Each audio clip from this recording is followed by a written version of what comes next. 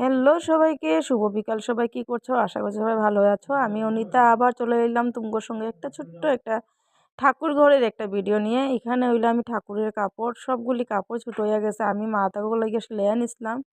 তারপরে ছোট হয়ে গেছে, এখন কি করবো এগুলিরে বইয়া বইয়া আমি বড় করতেছি। আর এখানে আমার ছোটো বোন আইসে আর পরে চা বানাইলো, তাতে কইছে দিদি তুই চা খাবি? আমি যদি থাকে তা আমার একটু দে। তা মা কইছে সকালে তাই ভাত খাইছে না, তাই একটু চা দিয়া দে। তা আমি তো এখানে চা খাইতেছি, তোমরা আবার এটা ভাববো না যে আমি চা খাই খাই ঠাকুর ঘরে কাজ করতেছি। আমি চা খাওয়ার পর আবার হাত ধুয়ে নিছি। আমি এক জায়গাতে বইসা শুইরা চা খাইতেছি। এরপরে আমার ভাইয়ে আমার বোনে খুব আমার এনে হাসাহাসি করতেছে, আমি এইভাবে ভিডিও করতেছি ঠাকুরের কাজ কইরা কইরা। আমার হাজব্যান্ড আমি দুইজন লাগিয়ে গেলাম ঠাকুর ঘরে কাজ করার লেগে। ঠাকুরের সিংহাসনটা এত সুন্দর আর এত ভালো লাগতেছে, দেখো আমি ঠাকুরের কাপড়গুলি লাগানি পরে এত ভালো লাগতেছে।